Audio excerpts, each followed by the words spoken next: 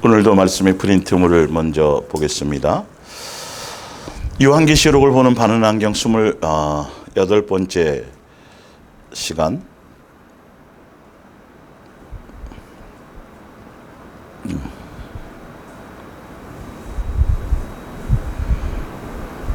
예, 29번째 시간이네요. 죄송합니다. 예, 뭔가 좀 그래서 29번째 예수님의 몸된 교회 목요 이야기 성경학교 379번째 시간이 되겠습니다. 요한계시록은 종말론 책이 아니다. 요한 종말론에 빠지지 말라. 예수님의 관점에서 다른 성경과 같이 동일하게 봐야 되고, 예수님은 답을 정해 놓으셨으며 종말의 때나 시기나 현상들, 또 언제 오실까에 대한 것들, 또 고난, 그 고난 안에는 핍박과 환난과 박해 등이 있죠. 그것에 대한 강력함을 말하려는 것도 아니다. 예수님의 재림 후에 대한 천국을 표현한 것이 아닌 말세의 매일매일 성도들이 어떻게 살아야 함에 대한 것이다. 양육의 도구인 고난은 핍박이든 환난이든 박해 등 다 포함해서 중에 교회와 성도가 인내로 이길 수 있도록 위로와 소망과 격려의 내용으로 요한계시록은 쓰여져 있는 것입니다. 그래서 계속 이어서 지금 말씀드리지만 이제는 지난주부터 이제 요한계시록을 넘어와서 요한계시록의 중심은 교회에 대한 것이고, 교회와 성도들에게 이겨라는 말씀의 주제로 요한계시록, 그리고 교회로 시작해서 교회로 끝나는 책이다라고 그렇게 말씀을 드렸죠. 그런데 지금도 마찬가지로 성경에는 벌써 답으로 여러 가지를 정해 놓으셨어요.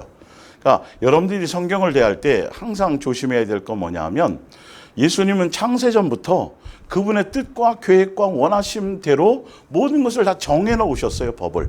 예, 왜 천지를 창조했는지, 교회를 왜 세웠는지, 교회를 통해서 무엇을 하시려고 하는지, 예수님을 통해서 하셨던 이 모든 것들이 다 정해 놓으시고, 그 정해 놓은 법과 뜻대로 순종해 가기를 원하셔서 예수님은 성경을 우리에게 주신 거거든요. 그런데 우리는 멋대로 성경의 책이라고 자기 생각대로, 자기 뜻대로, 자기 원함대로 함부로 성경을 가지고 자기 멋대로 사사로이 풀어서는 안 되고, 성경을 볼 때, 말씀을 대할 때, 이렇게 정해 놓으셨구나, 이렇게 해 놓으셨네, 이런 뜻을 갖고 계셨네, 이렇게 하라고 말씀하시네 라고 우리의 생각과 뜻과 모든 것을 다 내려놓고 말씀에 정해놓은 그 법, 교회는 이것 때문에 교회를 세우셨네, 교회는 이런 일을 하는 것이네 라는 것, 이런 관점에서 여러분들이 말씀을 대하는 그 힘을 여러분들에게 말씀을 전달하면서 그것이 함께 가기를 이제 바라면서 이 말씀들, 그런 예수님의 관점에서 지난주에도 얼핏 말씀드렸죠. 요한계시록을 왜 쓰셨을까? 예수님의 관점에서 여러분들이 보셔야 되는데, 그냥 멋대로 해서 그래요. 자기가 계시받은 대로 체험한 대로 개인적인 영적인 체험이 오히려 성경보다 또 더 앞서고, 교리가 어떤 전통이 말씀의 이 권위보다 더 앞서는 그런 종교의 사상과 그런 것에 빠져서는 여러분들이 바른 길을 갈 수가 없는 것이죠. 그래서 이 요한계시록은 종말론 책이 아니라 그랬어요. 끊임없이 사람들은 요한계시록을 가지고 종말론에 초점을 맞추어서 자꾸 말하고 있지만 성경에 벌써 답을 내놨다니까요. 요한계시록은 종말론 책이 아니에요. 그러면서 계속 때와 시기와 어떤 현상과 예수님이 언제쯤 올 것이고 계속 그런 얘기들을 쏟아내는데, 그건 정해 놓으셨잖아요. 그건 아무도 모른다. 지난주에 말씀드린 거예요. 깨어서 항상 준비하고 있으라. 준비하는 내용이 무엇인지도 말씀드렸죠. 하여튼 그리고 또 한 가지 종말론에 통해서 계속 말하는 핵심, 잘못 전하고 있는 내용이 뭐냐면 환난에 대해 있어요. 환난에 대한, 예수님은 정해 놓으셨다니까요. 환난, 핍박, 고난, 이 모든 것들을 예수님의 의도와 목적에 맞춰서 그것을 사용하는 거라고요. 교회를 통해서 예수님이 뭐 하시는 거죠? 양육하기 위해서 그 모든 것들을 사용해요. 회개할 사람을 회개하게 하고, 그리고 믿음의 연단을 통해서 더 강력하게 믿음의 연단을 통해서 더 예수님께서 더 가까이 나올 사람들은 가까이 나오게 하고 하는 예수님의 양육하기 위한 어떤 목적이라고 성경에 분명히 쓰여져 있어요. 정해놓았는데도 불구하고 여전히 요한계시록을 가지고 환난과 핍박과 7년 환난, 무슨 대환난 통해서 계속 환난과 핍박을 강조하고 그것을 통해서 두렵게 만든다는 것이죠. 그래서 성경을 정확하게 좀 보라는 거예요. 그런 것들의 개념을 거짓된 것들, 잘못된 것을 따라가면 결론은 바르게 갈 수가 없기 때문에 성경에 어떻게 정해놓은지를 보고 성경에 정해놓은 대로 그대로 따라가고 그들에게 믿으려고 여러분들이 하셔야 돼요. 안 그러면 뭐 하려고 성경을 봐요? 뭐 하려고 말씀을 들어요, 여러분? 다른 얘기 들을 것 같으면. 하여튼 볼게요. 먼저 이 환난과 핍박과 고난과 박해나 이 부분에 대해서 성경에 정해놓은 것들을 먼저 볼게요. 이제 뒤에 이제 가면서 분명히 말씀드리겠지만 예수님은 요한계시록의 7교회를 대표성으로 해서 그 7교회가 지금 순교를 당하고 박해를 당하고 이루 말할 수 없도록 지금 그 요한계시록은 그 당시에 믿음을 가진 로마의 속국 안에서 로마의 300년이라는 그 압제 안에서 믿음을 지키는 그 교회 7교회와 그 당시에 교회들 속해 있는 교회들에 대해서 얘기한 전 세계적인 얘기가 아니에요, 그거는요. 그래서 그 당시에 적용됐던 것처럼 요한계시록은 항상 성경의 말씀, 요한계시록뿐만이 아니라 성경의 말씀은 항상 이 시대의 현재성으로 나에게 주는 말씀으로 적용해야지 그것이 되는 거예요. 역사적인 사건으로 넘어가서는 안 되는 것이죠. 그래서 분명히 그 당시에 7교회는 요한계시록 전체가 다 그 교회에 합당하게 적용된 말씀이었다라는 것이죠. 그러니까 어느 시점에 종말의 때를 맞이하는 어떤 시점에 어떤 특정한 어떤 기간 동안에 이것을 얘기하는 것이 아니고 이 말씀은 동일하게 지금도 이 시대에도 동일하게 그대로 적용되어져야 된다는 말씀입니다. 자, 요한계시록 2장의 서머나 교회에 대해서 이렇게 말씀하실 때 10절에 이렇게 돼 있어요. 너는 장차 받을 고난을 두려워하지 말라. 고난을 두려워하지 말래요. 박해가 됐든 핍박이 됐든 뭐가 됐든 관계없어요, 여러분. 그러니까 잘 아셔야 돼요. 잘 아셔야. 그래서 그 개념을 제가 바꿔드리려고 그러는 거죠. 예수님의 관점에서 요한계시록을 보면 그게 다 그런 얘기들이 아니구나. 박해를 받든 전쟁이 일어나서 핍박을 받든 순교를 당하든 그것이 중요한 것이 아니고 다 그것을 허락하셨을 때에는 그것을 통해서 예수님이 하시려고 하고자 하는 의도와 목적을 알고 가라는 거예요. 지금 7교회가 핍박을 받고 박해를 받고 순교를 당하고 로마의 압제 안에서 이루 말할 수 없는 고난과 박해를 받고 있는 그 동안에도 예수님은 7교회를 그분의 손으로 붙들고 계시다고 되어 있다고요. 그 예수님의 몸된 교회, 신약의 교회, 예수님으로 말미암은 그 교회는 예수님이 그 교회의 머리이시라니까요.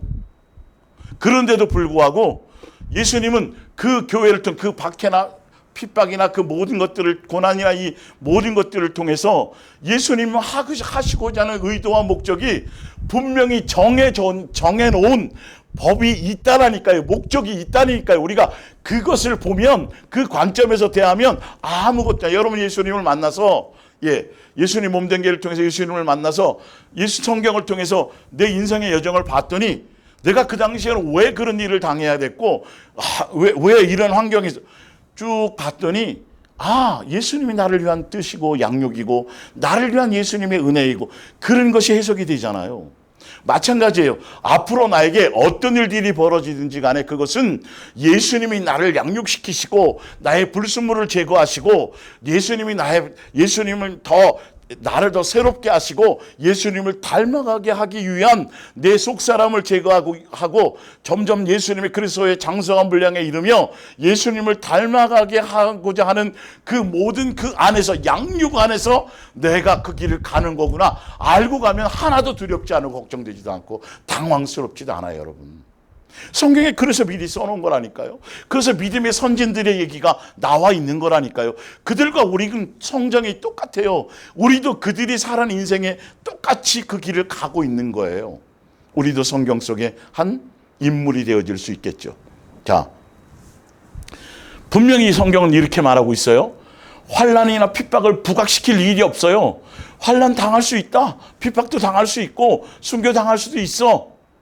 그러나 내가 너를 붙들고 너를 선한 의도로 선한 목적으로 그렇게 하는 거야. 아직도 예수 생명책의 이름이 기록되지 못한 사람들은 어떻게 해요? 회개하고 돌이키도록. 그리고 또 믿음을 가지고 양육의 길을 가는 사람들은 더 예수님을 의지하고 더 예수님을 생각하고 더 예수님께로 가까이 갈 수 있도록. 그래서 여러분 키질 성경에 나오잖아요. 키질하는 거. 알곡과 쭉정이로 예수님이 심판 그거 하시잖아요. 그죠? 쭉정이로 나누잖아요. 그 키질이 바로 고난이고 환난이고 이런 것들이거든요. 그래서 키질을 하면 알곡은 가까이 나와요. 쭉정이는 멀어져요, 여러분. 제대로 아시고 가셔야 돼요. 고난을 통해서 이 양육의 길인 것을 아는 사람들은 말씀대로 진리대로 제대로 이것을 가고 종교적인 생활, 종교적인 교리, 종교적인 교회에서의 시스템이 아니라 양육 안에서 예수님의 몸된 교회 안에서의 성경 안에서의 그 길을 가는 사람들은 고난을 통해서 오히려 더 예수님께로 가까이 오게 되는 결과가 오게 되어진다라니까요. 예수님을 더 의지하게 되는 결과를 갖게 된다니까요. 고난을 두려워하지 않는다니까요. 고난을 피할 생각도 없다니까요, 여러분. 그게 성경에 정해져 있다고요. 그게 교회를, 신약의 교회를 통해서 예수님이 그 일을 양육을 위해서 하시려고 정해 놓으셨다니까요. 그러면 두려워할 게 없죠, 여러분. 어떤 환경이 오고 나라가 빼앗겨서 어떤 박해를 받든 이런 거 전혀 염려하거나 두려울 일이 없다라는 거죠. 우리가 할 일, 행할 일만 가면되고 있는 것이죠. 예수님의 뜻을 물으며. 자, 두려워하지 말라. 볼지어다 마귀가 장차 너희 가운데 몇 사람을 오게 던져 시험을 받게 하리니 너희가 10일 동안 환난을 받. 여기 10일이라는 건 진짜 열흘이 아니라 잠깐 동안 이런 일들이 있을 수 있다라는 거죠. 다 순교당하는 게 아니죠. 사실 알고 보면. 그러나 제가 말씀드렸잖아요. 겉으로 드러나는 어떤 생명을 하는 그런 순교도 중요하지만 우리 옛사람이 장사 지내는 게 그게 더 동일하게 아니면 어쩌면 그거보다 더 수많은 시간 동안에 더 많은 그 순교도 마찬가지로 사단을 이용하시고 고난이나 환난이나 이런 걸 통해서 우리의 옛사람을 장사 지내게 되는 다 동일하게 포함할 수 있겠죠. 내가 죽도록 충성하라. 예수님의 뜻을 따라가라 이 말이죠. 그리하면 내 생명의 관을 내게 주리라. 버가모 교회도 이렇게 돼 있어요. 내가 어디에 사는지를 내가 아노니 거기는 사탄의 권저가 있는 데라. 내가 내 이름을 굳게 잡아서 내 충성된 증인 안디바가 너희 가운데 곧 사탄이 사는 곳에서 죽임을 당할 때에도 나를 믿는 믿음을 저버리지 아니하였도다. 그러면 죽임을 당하는 게 중요한 거예요. 아니 죽임 당할 수 있다니까요. 그렇게 심각하게 생각하지 말라는 거예요. 죽임을 당하는 끝까지 믿음을 지키는 것이 예수님의 포인트잖아요. 지킬 수 있도록 또 예수님이 지키시고 인도해 주시고 이겨라고 말씀하시지만 요한계시록에 이길 수 있는 방법과 이 모든 게 예수님이 다 또 그 길을 정해 놓으시고 그 길을 피할 길과 이길 수 있는 길을 또 예수님이 다 해 놓으셔서 성경대로 말씀대로 믿으면 되는데 성경을 멋대로 해석한단 말이에요. 자기 감정대로 자기 기분대로. 그래서 가장 위험한 게 방종하는 거예요. 방종하는 거. 그래서 교회론을 잘 알아야 된다고 제가 말씀드리는 거예요. 그래서 지금 요한계시록 7교회를 하면서 이제 요한계시록의 첫 번째가 7교회에 대한 거니까요. 그래서 먼저 교회론을 다시 한번 하면 요한계시록의 7교회에 대한 그 부분이 그동안 들었던 것과 함께 배치가 되어서 당연하거나 마땅한 거구나를 알게 된다는 거죠. 자, 로마서 8장 15절을 볼게요. 우리는 노예처럼 아첨하거나 겁을 낼 필요가 없습니다. 하나님의 가족 안에, 그러니까 신약의 교회, 예수님의 몸된 교회 안의 성도는 지난주에 설명드렸죠. 성령으로 인침받고, 그래서 성령으로 인침받았다라는 건 아버지와 자녀의 관계로 확증되어져서 종교심으로 믿는 것이 아니라 자녀가 아버지를 공명하고 그 뜻에 순종하여 아버지의 정해놓으신 법대로 원함대로 그 순종을 통해서 바르게 아버지를 닮아가는 양육의 길을 가는 거라고 분명히 되어져 있죠. 로마서 8장에 다시 말하자면 예수님이 정해놓으신 그 신약의 교회, 예수님이 몸된 교회가 교회를 통해서 하실 것은 예수님의 자녀다움으로 양육하는 거예요. 그런데 양육의 프로그램 안에, 양육의 내용 안에 무엇을 통하여서 양육을 하신다? 예수님이 가신 고난의 길을, 그 길을 따라가며 고난 안에서 동일하게 예수님과 같이 양육을 하신다. 그래서 예수님이 우리를 성전 삼아서 우리와 함께 끝날까지 함께 하신다. 고난을 이길 수 있는 길을 주시기 위해서. 노예처럼 아첨하거나 겁낼 필요가 없습니다. 하나님의 가족 안에 자녀로 영접을 받았으니, 예수님의 신약의 교회, 예수님의 몸된 교회 안은 바로 성도가 되었다라는 건 하나님의 가족으로 영접되었다라는 거예요. 등록되었다라는 거예요. 생명적인 하나님의 자녀답게 행동하여 하나님을 아버지라고 불러야 합니다. 그것은 하나님의 성령께서 우리 마음 깊은 곳에 말씀하시며 우리가 참으로 하나님의 자녀라는 것을 증거해 주고 계시기 때문입니다. 우리는 하나님의 자녀가 되었으니 하나님께서 아들이신 예수께 주신 것처럼 우리에게도 그분의 재산을 분깃으로 나누어 주실 것입니다. 하늘나라를 상속시켜 준다니까요. 우리가 예수님의 자녀가 되었죠. 예수님 믿고 은혜와 사랑을 우리가 구원받았죠. 막 그걸로 좋아하고 예수님 감정, 그렇다라고 한다면 진짜 그것이 믿어지고 진짜 진리의 길을 가는 것이고 진짜 예수님의 자녀로 확증을 받았다라면 반드시 그걸 확증을 해주시고 그 확증을 통해서 예수님이 우리를 인도하시고 양육하시는 길을 정해놓으셨다니까요. 그 정해놓은 걸 보란 말이에요. 자, 만약 우리가 그의 영광을 함께 누리기 바란다면 그분의 고난에도 함께 동참하는 게 마땅할 것입니다. 예수님의 자녀로 영접받고 천국 백성 되었고 구원 백성 되었고, 그래서 그렇게 되었다라면, 예수님을 믿는다라면 무엇이 기본으로 가야 된다고요? 그것이 된 사람들, 성령을 통해서 아버지와 자녀로서 확증을 받은 사람들, 예수님을 진짜 믿음으로 확증된 사람들, 진짜 예수님을 믿는 사람들이라면 당연히 그 다음이, 그렇다면 당연히 가야 될 수순이 뭐라고요?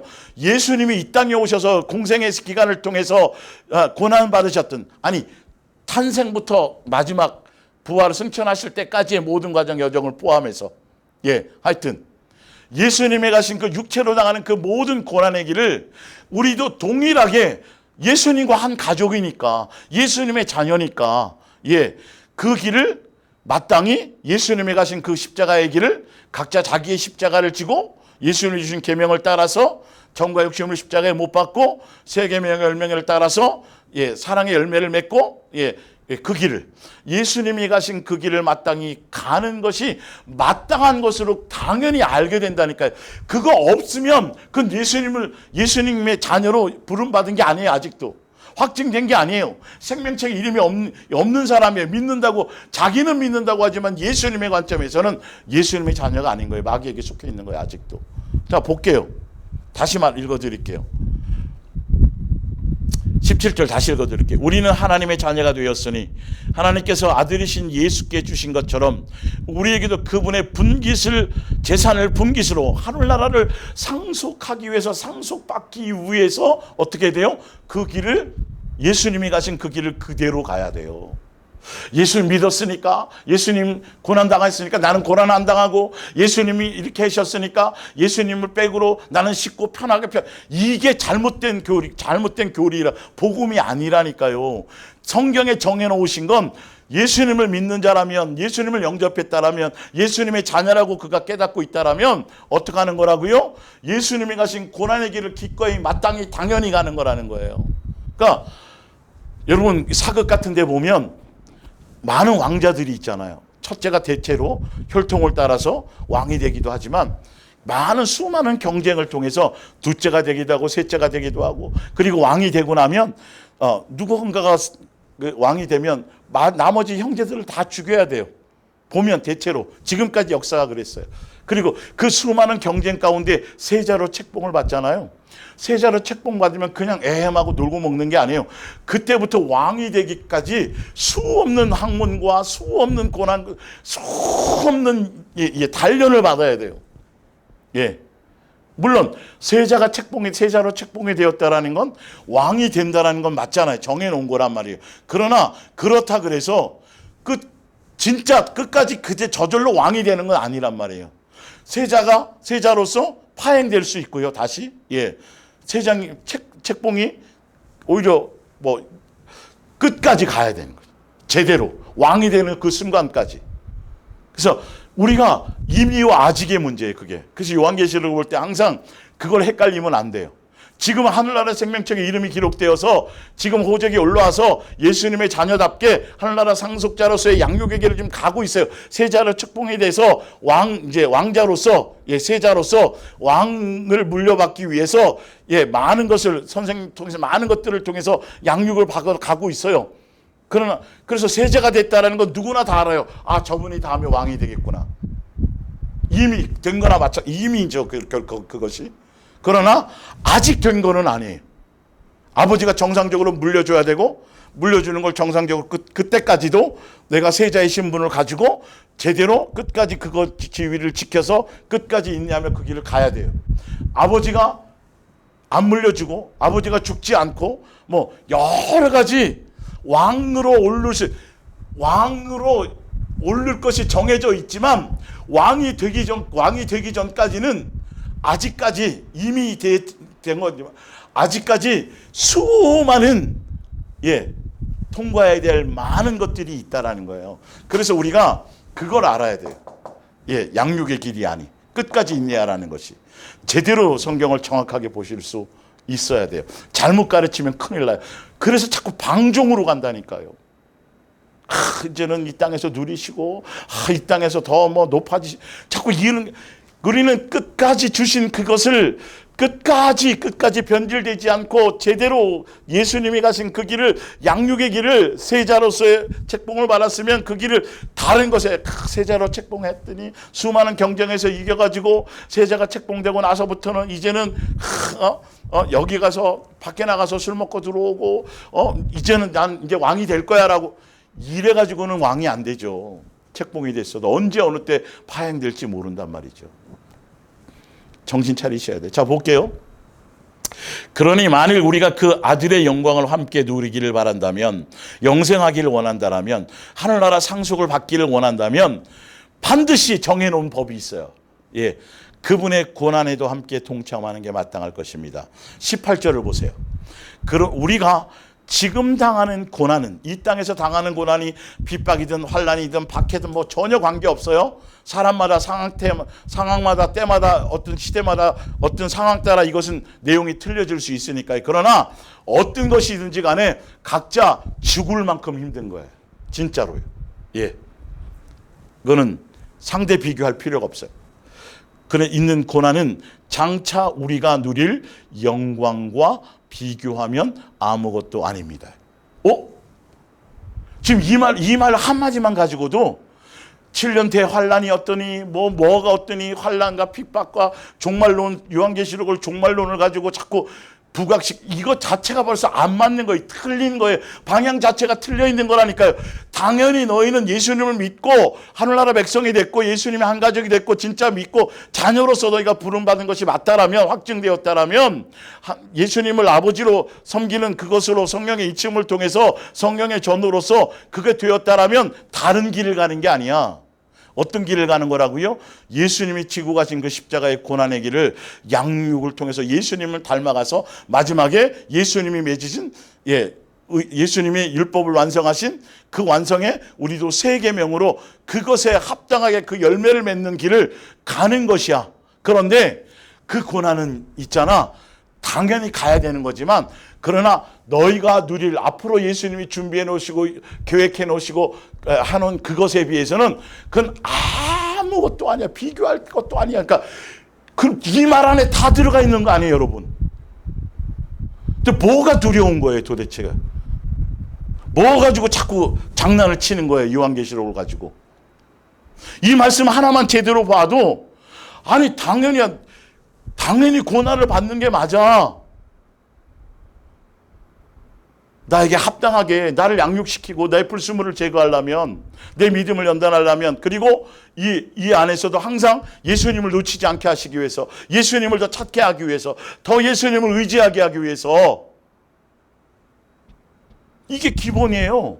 여러분 자식을 양육할 때를 생각해 보라니까요. 양육. 예수님을 닮. 근데 그게 교회를 통해서 하시겠다고 돼 있다는 거예요. 그래서 이제 교회로 넘어가려고 지금 이 부분을 하는 거예요. 먼저부터 뭐부터요? 고난, 환난, 뭐 이런 것 갖고 자꾸 장난치는 사람들에게 먼저 알고 가시라고요. 예수님이 이렇게 정해놨기 때문에 고난, 환난, 핍박, 박해 두려워할 일이 아니라니까요.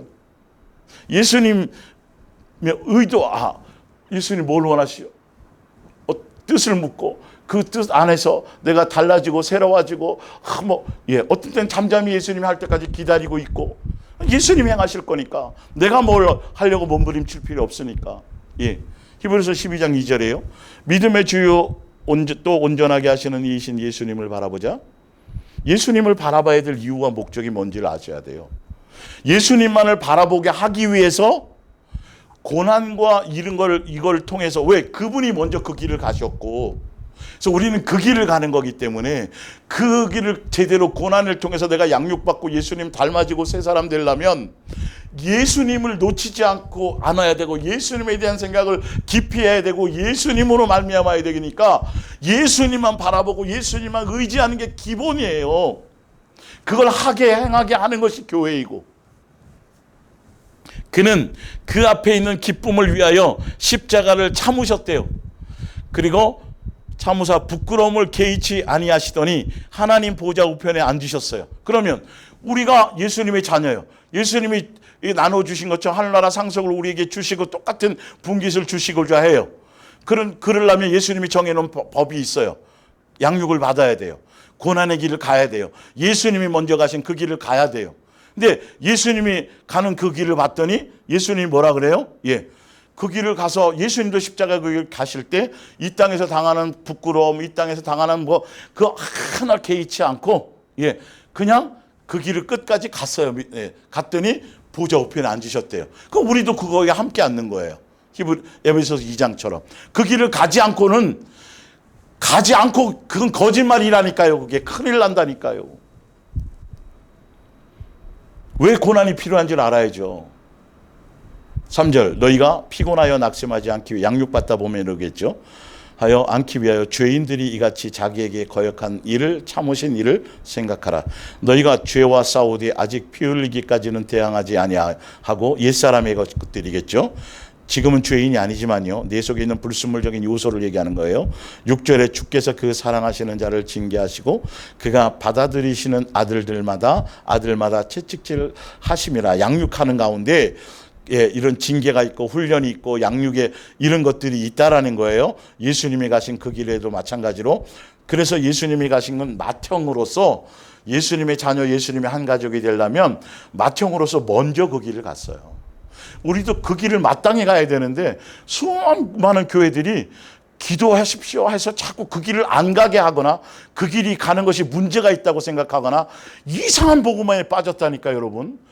그래서 그냥 이 땅에서 잘 되고 자식 형통하고 큰 문제 없고 막 세상 우상 숭배하는 무당 찾아다니는 점쟁이 찾아다니는 사람들하고 목사뿐만이 아니라 이런 사람들도 마찬가지로 지금 세상 방법처럼 주식 투자하고 무슨 뭔 투자해가지고 그래서 얼마 전에도 또 이틀 전인가 그게 나왔다니까요. 분당에 놓는 교회 목사가 4천억 다단계 사기했다라는 거. 그러니까 사기도 사기지만 거기에 참여하는 사람이 성도들이 더 문제인 거예요. 말씀을 모르니까요. 목사 할아버지가 해도 아닌 건 성경대로 아니면 아닌 거야 되는 거잖아요. 그러니까 다 세상적인 생각, 세상적인 것, 그래서 기복적인 것, 번영 신학적인 것, 그런 것으로 복받았다고 그거 잘된 것 같고 간증하고. 여러분 이게 얼마나 위험한 건지를 제가 수없이 계속 입이 닳도록 말씀드리잖아요. 고난이 유익이고 그게 친아들로 대우하심이라니까요. 마청이 가신 길이에요. 그런데 천국 간다면서 하늘나라 상급받는다라면서 그러면서 여전히 마청은 그 길로 갔고 나는 그 길로 안 가면서 이런 방법을 자꾸 교회에서 얘기한다고 거짓 복음이 그렇다고요. 자꾸 너희가 참으면 징계를 받기 위함이요 하나님의 아들과 같이 너희를 대우하시나니 어찌 아버지가 징계하지 않는 아들이 있으리요. 징계는 다 받는 것이거늘 너희에게 없으면 사생하여 친아들. 예수님의 자녀가 아니에요. 그 사람은 생명책에 이름이 기록된 사람이 아닌 거예요. 그러면 그렇기 때문에 너희가 피 흘리기까지 죄와 싸우고 양육의 길을 가고 고난의 길을 가고 훈련의 길을 가고 그 양육 안에 어떤 징계도 있고 뭐 여러 가지가 있겠죠. 그럴 때마다 누구를 바라보고라고요? 예수님이에요. 다른 사상을 따라가면 안 돼요. 다른 이론을 따라가면 안 되고 철저하게 예수님에 의해서만. 그래서 예수님을 깊이 생각하라. 예수님을 바라보라. 예수님을 의지하라. 예수님을 찾으라.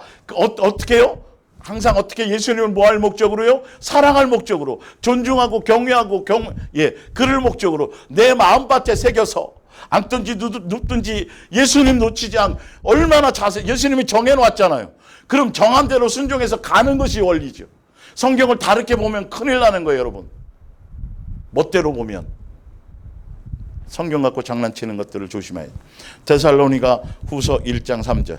형제들아 우리가 너희를 위하여 항상 하나님께 감사할지니 이것이 당연함은. 왜 감사하느냐 하면 너희의 믿음이 더욱 자라고 너희가 다 각기 서로 사랑함이 풍성함이라. 믿음이 자라고 정상적으로 신앙생활을 잘하는 것이 예수님께서 원하시는 그 교회 안의 공동체가 서로 예수님의 사랑으로 새 계명 안에서 사랑의 열매를 맺는 것으로 풍성해지는 것을, 그게 정상적인 거예요. 교회는 그러라고 존재하는 거예요. 이제 하기 위해서, 그 교회에 대한 것을 하기 위해서 가는 거예요.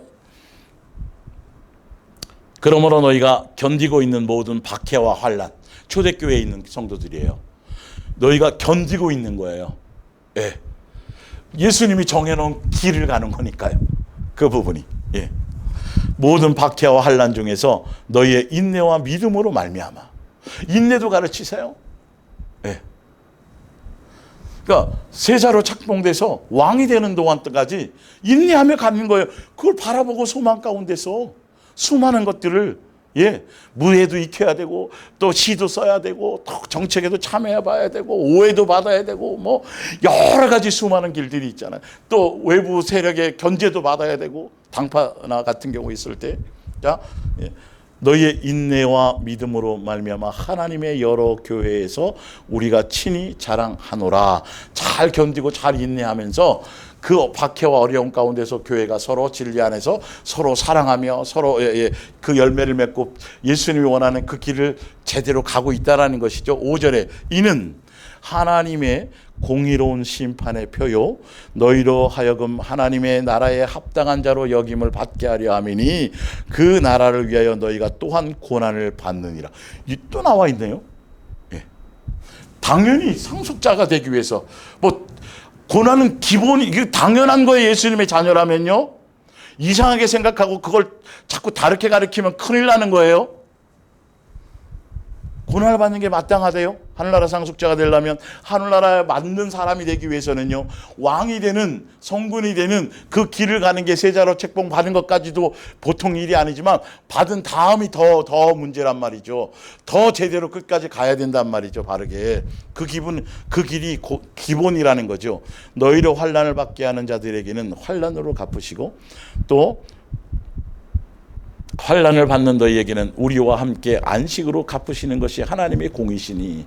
그러나 그렇게 고난 가운데 양육되어지고 가는 가운데서 예수님이 어떻게 해요? 양육대를 지는 과정 가운데 양육의 도구로 사단이나 더러운 영들이나 하여튼 그들은 나중에 심판을 받을 것이고 환난을 당하고 있는 너희들에게는 예수님이 뭐 하신다? 위로로 또한 해주신다. 요한계시록은 위로하기 위해서 써놓은 책이에요. 그래서 왜 받는지에 대한 설명을 해주는 거고 너희가 어떻게 이끌어야 될 거라는 그 과정을 미리 써놓으신 거예요. 자, 그래서 환난을 받는 우리에게는 우리와 함께 안식으로 갚으시는 것이 하나님의 공이시니 주 예수께서 자기의 능력의 천사들과 함께 하늘로부터 불꽃 가운데 나타나실 때에 8절에 하나님을 모르는 자들과 우리 주 예수의 복음을 복종하지 전혀 불신자들과 또 믿는다고 하면서 생명적인 이름이 기록되어 있지 않은 믿는다고 하면서 자 여러분 다 믿는다라는 건 예수님이 정해놓으신 법대로 규칙대로 말씀대로 믿는 걸 믿는 거예요. 멋대로 믿는 거 이게 제일 위험한 거라고 그랬죠. 지금 계속 예수님 당시에 유대교에 속해 있는 자들에게 끊임없이 예수님이 독사의 새끼리라 그러면서 성전에 상을 엎으시고 끊임없이 계속 말씀하셨던 게 뭐예요? 믿는다고나 하지나 말든지, 하나님을 아버지라고 한다, 아브라함이 자기의 조상이라고 아버지라고 하지나 말든지, 하나님을 믿는다고 섬긴다고나 하지나 말든지. 사도 바울이 유대교에 있을 때도 그랬어요. 율법을 도저히 지킬 수 없고 제가 잘못 지켰어요, 죄인입니다, 그렇게라도 하든지. 이거는 멋대로 하고 뜻대로 하지 않고 예수님의 법대로 뜻대로 믿지도 않고 인간의 계명으로 바꿔서 자기네 멋대로 하면서 믿는다고, 지켰다고, 계명을 지켰다고 이러니까 이제 예수님이 막 진노하는. 아니, 주여 주여나 하지 말든지, 주여 주여나 하지 말든지, 아버지라고나 하지 말든지 하놓고 왜 내가 살라고 준 말씀대로는 왜 하나도 살지 않느냐, 말씀대로는 왜 하나도 그게 아니라 예배 안 드렸느냐 뭐 이런 의미가 아니라, 이스라엘 백성이 40년 동안 제사 드렸잖아요. 그런데 중요한 건 예수님이 원하는 법대로, 예수님의 원하는 중심대로, 전혀 예수님의 기준대로 하지 않은 거, 이게 굉장히 이게 문제라니까. 그러니까 그런 자들은 고난이라는 그것을 예수님이 허락할 일도 없고요. 개중에 허락해서 돌아오게 하려도 그걸로 막 경기를 일으키죠. 응? 이 고난을 걷어가십시오 라고 얘기할 것이고. 자, 볼게요.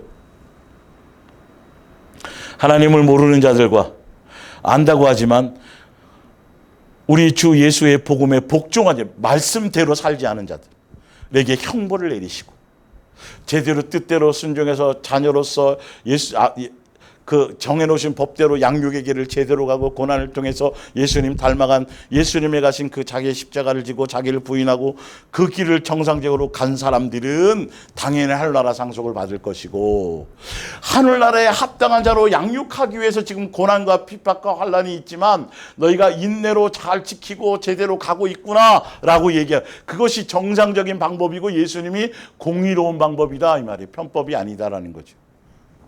예수님의 자녀들에게 그것이 오히려 더 맞는 것이라는 거죠. 이런 자들은 주의 얼굴과 그의 힘의 영광에 떠나 영원한 멸망의 형벌을 받으리라. 그날에 그가 강림하사 그의 성도들에게, 성도들 구분했죠. 성도가 어떤 사람인지. 영광을 받으시고 모든 믿는 자들에게서 놀랍게 여김을 얻으시리니 이는 우리의 증거가 너희에게 믿어졌습니다. 전혀 예수님을 모르는 자들과 믿는다고 하지만 말씀대로 순종하지 않은 자들과 성도들, 순종한 자들, 믿는 대로 간 사람, 이렇게 분리해놨죠. 히브리서 10장 32절을 볼게요. 처음으로 그리스도를 알게 되던 때의 아름다운 날들을 언제까지나 잊어버리지 마십시오. 또 무서운 고난을 겪으면서도 주님과 함께 이겨낸 그 사실을 고난은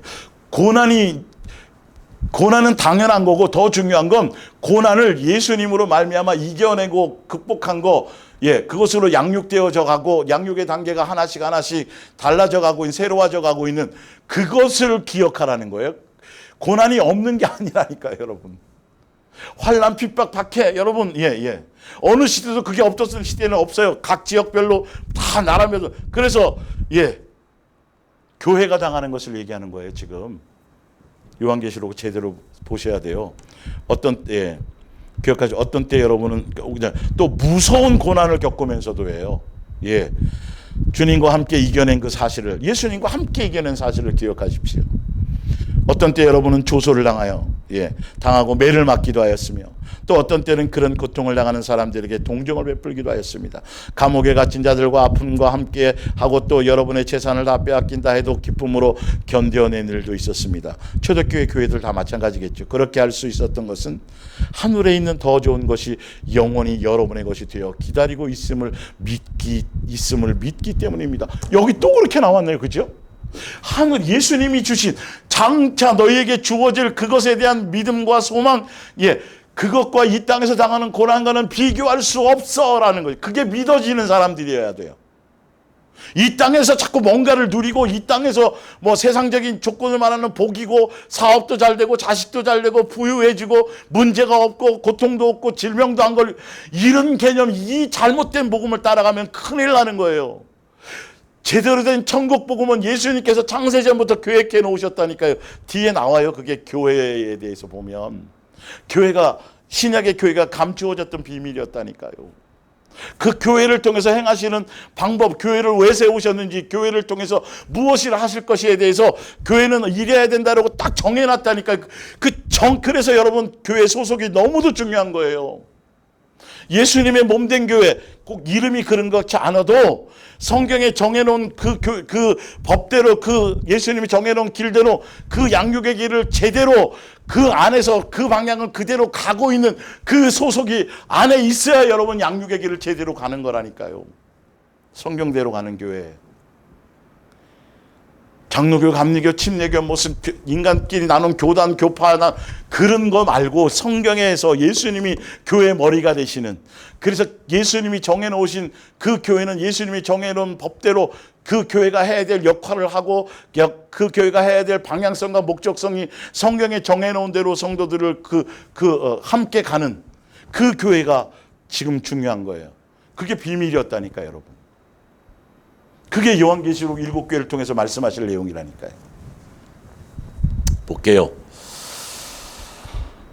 35절. 그러므로 여러분은 어떤 일이 닥치더라도요, 주님을 믿고 의지하는 마음을 잃어버리지 마십시오. 어떤 일들이 닥칠 수 있다니까요, 여러분. 그 대환란이 중요한 게 아니라니까요. 그걸 강조할 필요가 없어요. 예.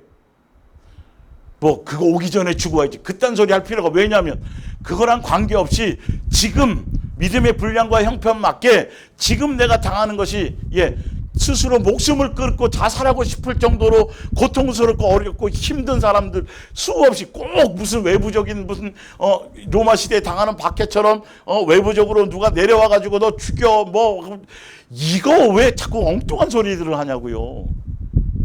지금 당하는 내가 양육의 길을 그것만큼이 각자 믿음의 분량과 형편에 맞게 죽을 만큼 힘든 거라니까요, 사실은. 그래서 예수님만 바라보고 예수님만 의지하고 예수님만 하지 않으면 견딜 수 없고 넘어갈 수 없고 그런 거라니까요, 그게. 그래야 불순물이 제거된다니까요, 여러분. 이 생각을 바꾸세요. 복음을 분별하셔야 돼요, 말씀을. 아무 데나 가서 그냥 듣고 하면 성경 갖고 얘기한다고 큰일 나요, 여러분. 뭘 듣느냐가, 어떤 방향, 성경의 말씀 그 자체를 소개받느냐 아니냐를 봐야죠. 누굴 따라가는 게 아니라 봅니다. 그러므로 다시 읽을게. 그러므로 여러분은 어떤 일이 닥치더라도, 그러니까 생각하지 마세요.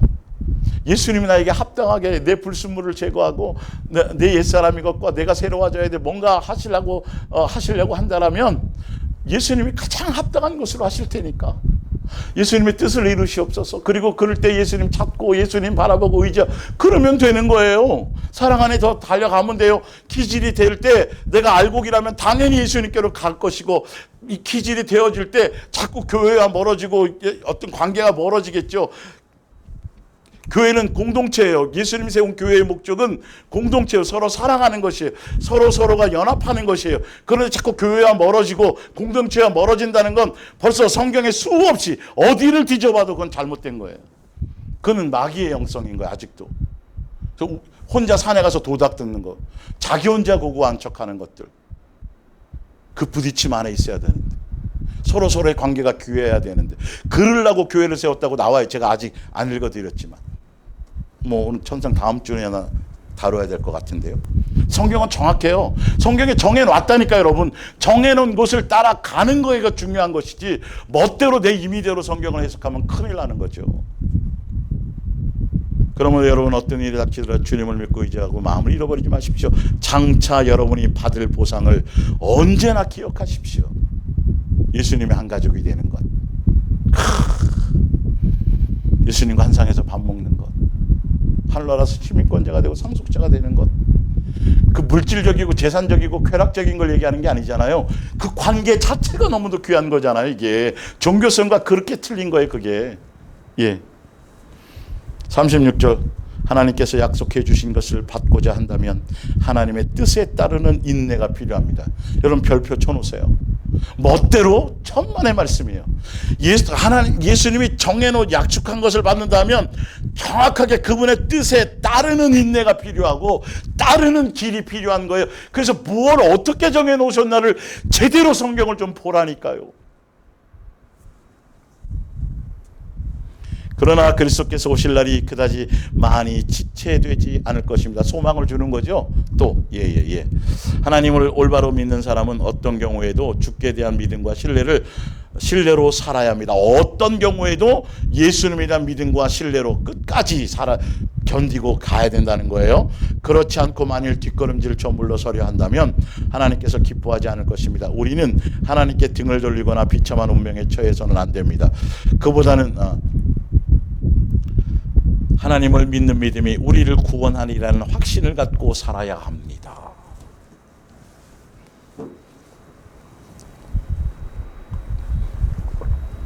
성령의 전이 되고 예수님의 몸된 교회 지체가 되는 것으로 끝난 게 아니라요.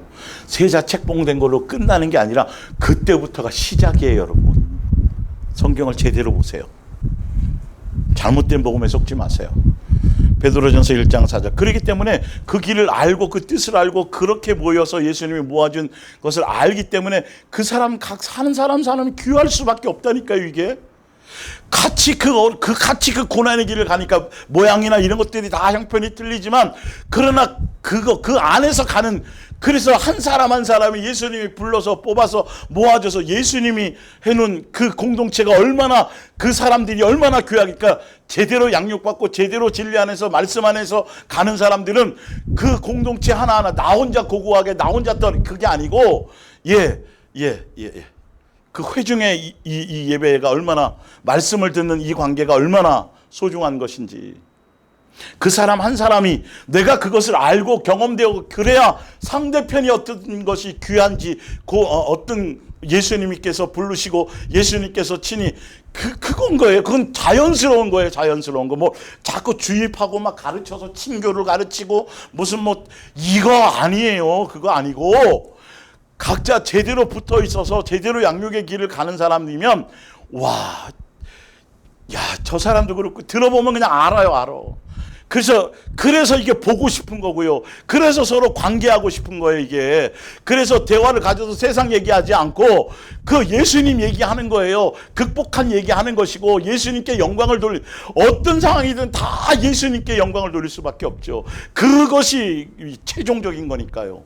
그 예수님이 주인공이잖아요. 그 예수님 바라봐야 되고 예수님 의지해야 되고 예수님에 의한 것이요, 그것이 내가 지금 새로워져 가고 있는 것이니까요. 옛날에는 내가 이렇게 오해했었는데 이런 거였지, 자랑하거나 드러내거나 날 그게 하나도 없는 거예요. 그냥 참 내가 너무도 형편없구나, 너무도 부족하구나, 아직도 가야 될 길이 멀구나, 계속 그게 양육은 그것이 계속 진행되는 거예요. 제발 여러분, 들을 길을 가지셔야 돼요.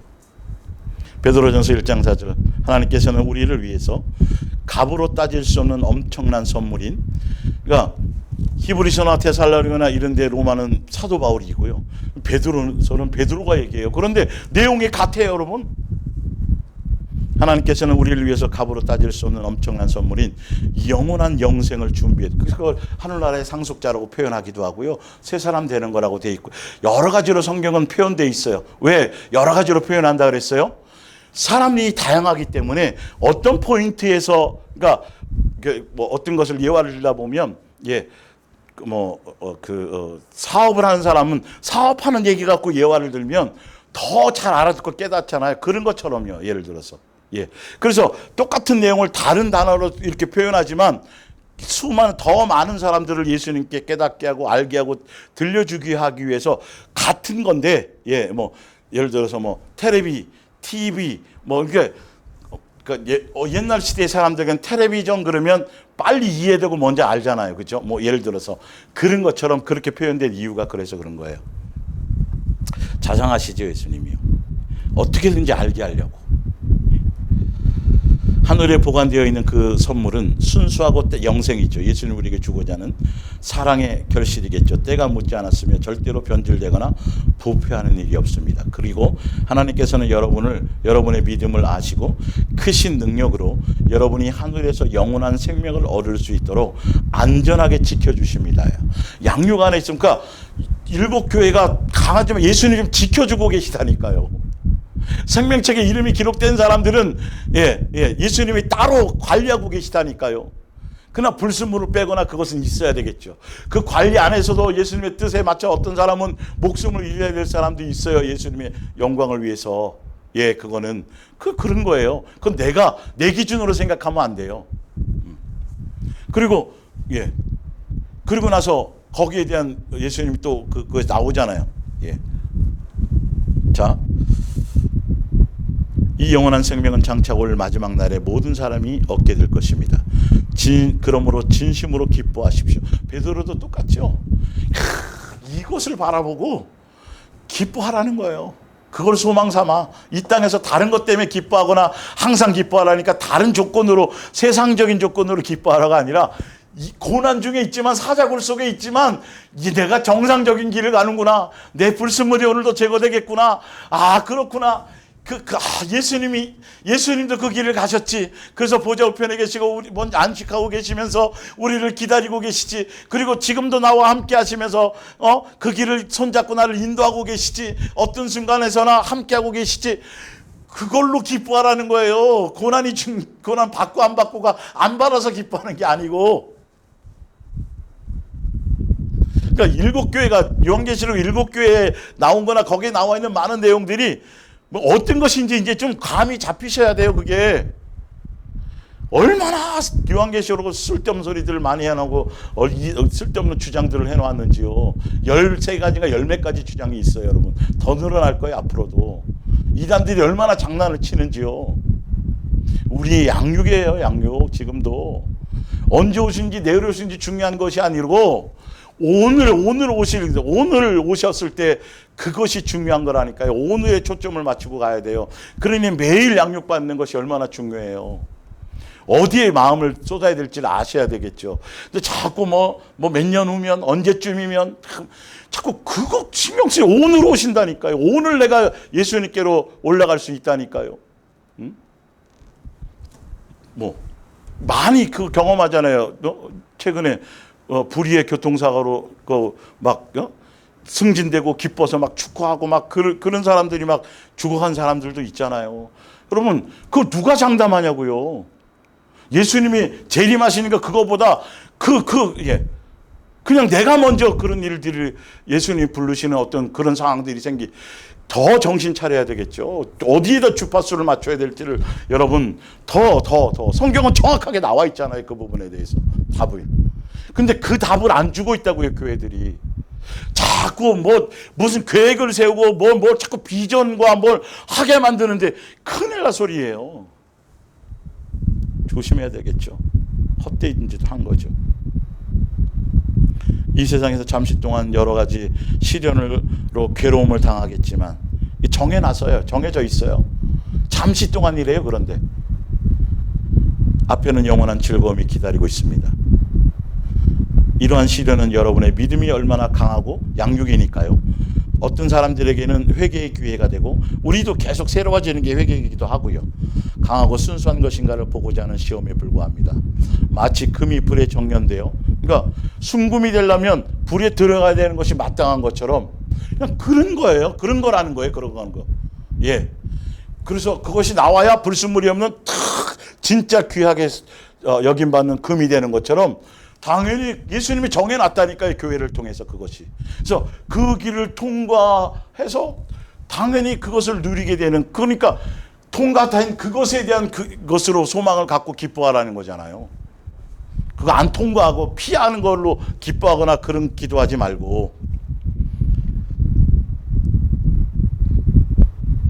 마치 금이 불에 되어 순금으로 만들어지는 과정처럼 말입니다. 그러나 여러분의 믿음을 어찌 달아 없어질 금에 비교할 수 있겠습니까?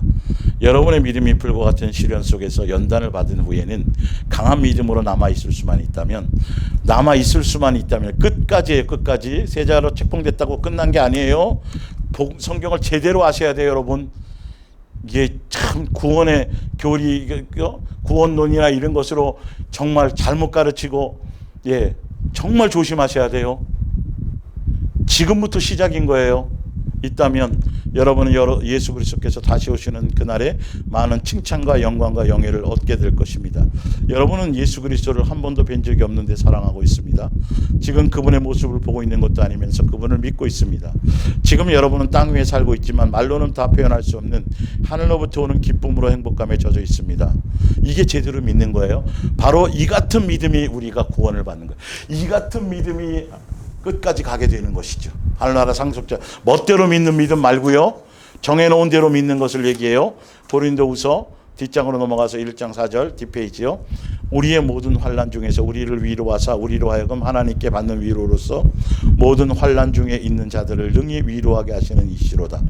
형제들아, 우리가 아시아에서 당한 환난을 너희가 모르기를 원하지 아니하노니 힘에 겹도록 심한 고난을 당하여 살 수망이 끊어지고 우리는 우리 자신이 사형 선고를 받은 줄 알았으니 이는 우리로 자기를 의지하지 말고 오직 죽은 자를 다시 살리신 하나님만, 예수님만 의지하려 하심이라. 이렇게 하시려고 고난과 이 과정을 가게 하는 거예요. 그래서 오직 예수님만 사랑하는 것이 아니면 가나안 땅에서 견딜 수가 없어요. 살아남을 수 없거든요.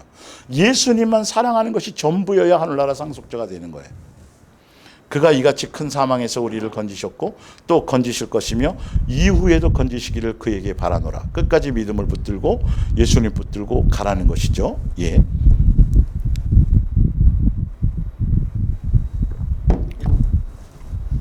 그래서 여기까지 지금 제가 하면서 무엇을 말씀드렸어요?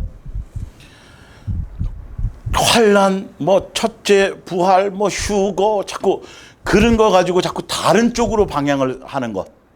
당연히 믿음의 생명책에 이름이 있으면 때가 되면 예수님이 다 되어질 일들이에요, 그거는. 그런데 환난을 피하기 위해서 여러분 그거 통과할 수 없습니다. 그 전에 빨리 뭐가 돼야 되고 예수님이 언제쯤 오실, 자꾸 이런 거 요한계시록 종말론적으로 자꾸 성도들을 호도하고 예수님이 아니라 기꺼이 양육의 길을 가는 것이 아니라 자꾸 전혀 다른 방향으로 다른 목적으로 이걸 성경을 요한계시록으로 사용하고 있는 자들에게 여러분 속지 말라는 거예요. 그냥 배설물로 버려버려. 그냥 몇 마디 딱 나오면 그냥 꺼버리시고 다른 데 돌리세요. 그건 들을 일이 하나도 없어요. 자꾸 때 얘기하고 뭐 현상 얘기하고 이스라엘 얘기하고 하면 거들떠보지. 그 시간 낭비하지 마세요, 제발. 그럴 시간에. 자, 볼게요. 에베소 5장 27절. 자기 앞에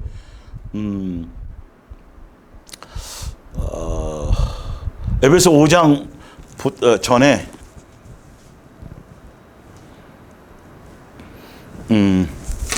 에베소 3장부터 그리고 다음 주에도 하면서 요거부터 시작할 텐데요. 자, 그래서 그 앞에 나온 고난, 환난 그걸 제대로 아시면 요한계시록의 7교회가 당하는 그게 그냥 그렇게 심각하거나 그런 것들이 아니구나. 내가 삶에서 지금 각 나라 마다 여러 가지 환난다고 교회가 불타 여러 일들이 있고 지금 내가 가고 있는 이것들이 그런 것이 없지만 태평성되지만 믿음의 핍박을 받는 건 아니지만 그러나 중요한 건 이것이 양육의 길을 가는 그것의 부분이 어떤 것인가를 알면 하등의 그 부분은 고민스러울 일들이 아니라는 거죠. 그러니까 그런 관점에서 요한계시록을 봐야 돼요. 7교회가 그걸 통해서 예수님이 이겨라고 말씀하시고 이길 수 있도록 모든 걸 조성해 주시고 그 이김을 통해서 무엇을 하시려고 교회를 통해서 뭘 하려고 하는 게 창세전부터 계획되어져 있던 것을 그대로 정하신 그대로 그거를 행하시는 거라고요. 왜? 예수님다웠게 예수님의 자녀로서 예수님 그거를 위한 것이라는 거예요. 자, 교회 이제 신약의 교회입니다. 이거는요. 신약의 교회. 예수님의 몸된 교회를 얘기해요. 교회의 머리가 예수님인 교회. 그 교회에 대한 것이 성경이 벌써 창세전부터 그것이 우리가 지금 믿는 이 신약의 구약에 있는 이스라엘의 광약교회, 이스라엘의 교회, 구약의 교회 말고 신약의 교회 지금 얘기하는 거예요. 3장에 에베소 3장 이러므로 그래서 예수의 일로 너희 이방인을 위하여 갇힌 자 된 나 바울이 말하거니와 너희를 위하여 이 이방인이 우리입니다. 신약교회를 얘기하는 거예요. 너희를 위하여 내게 주신 믿지 않는 자를 얘기하는 게 아니고요. 하나님의 그 은혜의 경륜을 너희가 들었을 터이라 곧 계시로 내게 비밀을 알게 하신 것은 내가 먼저 간단히 기록함과 같으니 이것을 읽으면 내가 지금 예수님이 신약의 예수님의 몸된 교회를 세우시는 그것이 감추어졌던 것인데 사도 바울을 통해서 이제 신약의 교회 그러니까 유대교회만 다른 이방인들 우리를 포함한 모든 신약의 교회들 예수님의 몸된 교회에 대한 것을 어떻게 이것이 되었는지를 설명하고자 하는 거예요. 자, 이제 그의 거룩한 사도들과 선지자들에게 성령으로 나타내신 것 같이 다른 세대에서는 사람의 아들들에게 알리지 아니하셨으니 이는 이방인들이 복음으로 말미암아 그리스도 예수 안에서 함께 상속자가 되고 지체가 되고 함께 약속에 참여하는 자가 됨이라. 유대의 이스라엘 백성뿐만이 아니라 신약에 와서 예수님이 죽고 부활하신 이후에 예수님이 벌써 예수님의 몸된 교회, 예수님의 교회, 음부의 권세가 이기지 못하는 교회, 그 교회에 대한 것을 벌써 창세전에 계획해 놓으셨대요.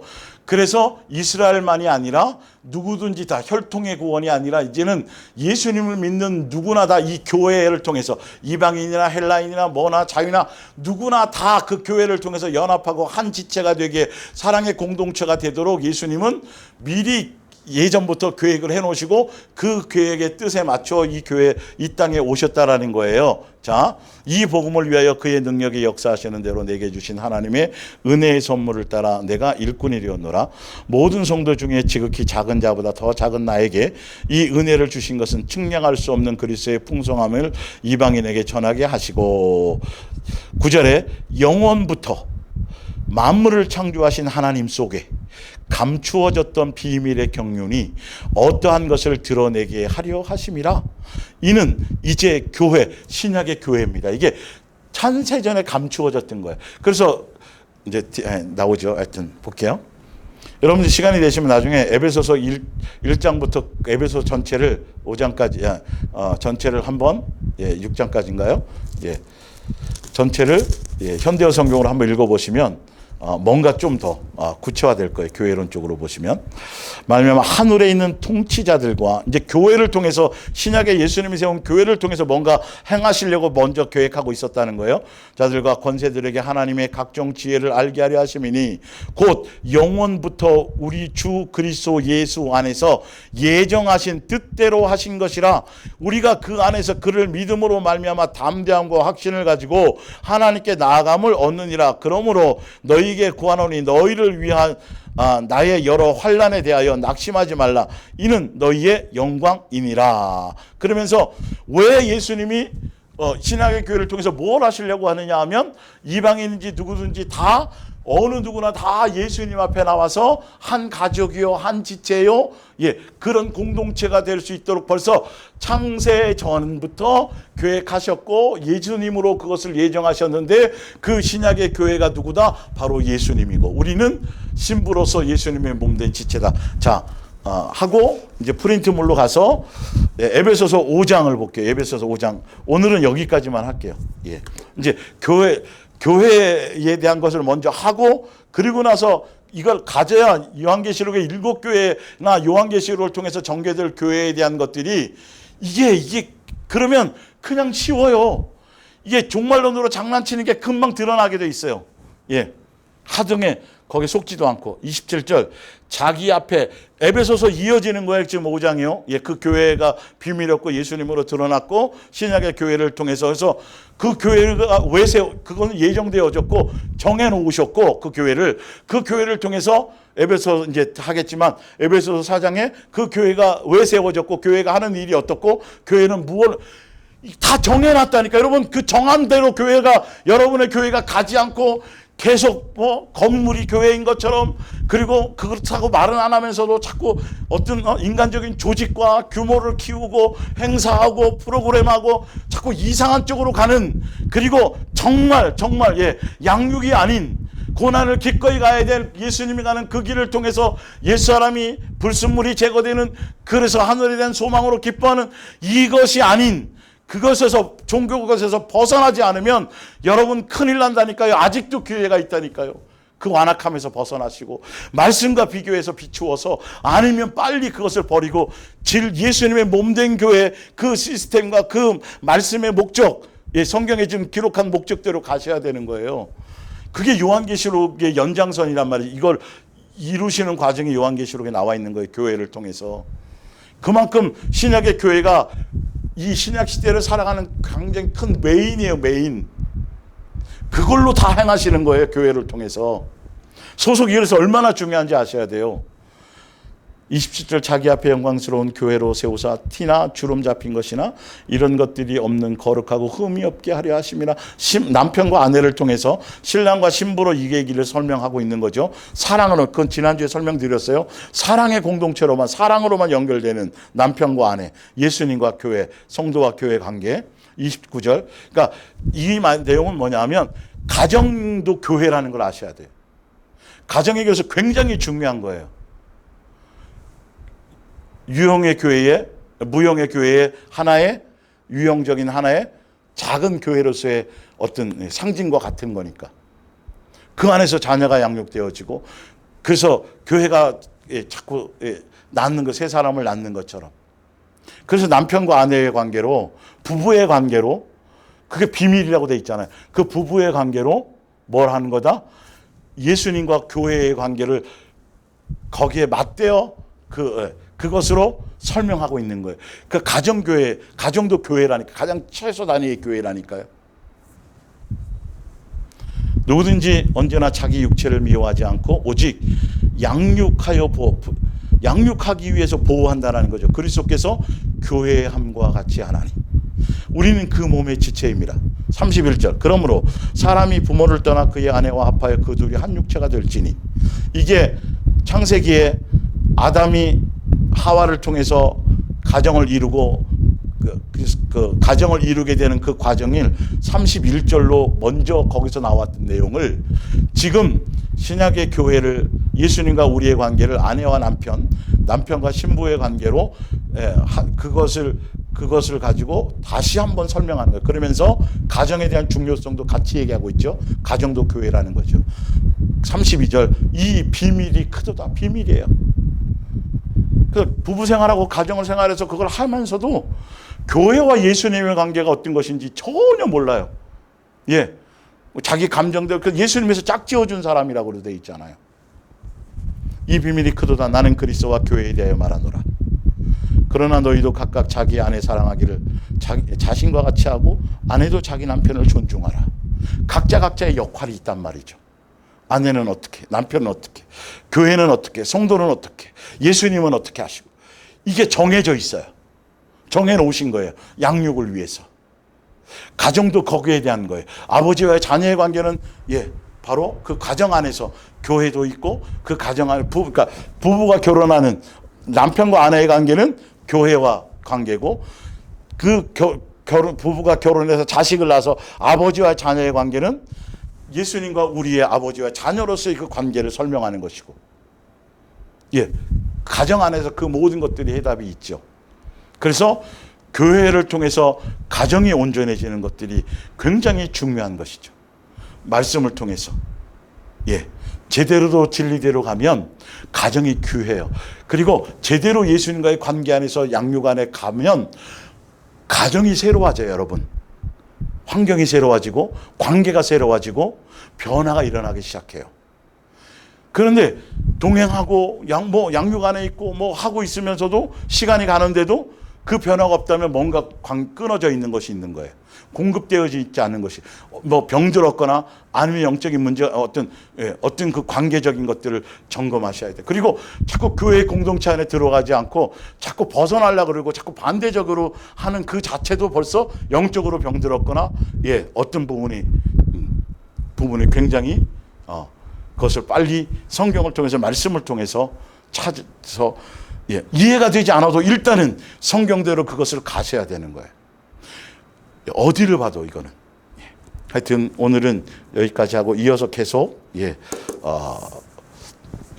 7교회를 통해서 하여튼 요한계시록을 보는 기본적인 어떤 그 전체적인 안경을 설명드리고 그리고 이제 중요한 거 이단들이 장난치고 있는 14만 4천이나 뭐 666이나 기타 몇 가지에 대한 것들을 좀 더 다른 것까지는 뭐 여론 필요 없으니까요. 알고 보면 7교회 안에 다 나와 있기 우리 성도님들은 7교회 안에 있는 그 정도만 늘어도 성경에서 얘기하고자 하는 건 다 얘기해. 요한계시록 가지고 다 얘기하는 거예요.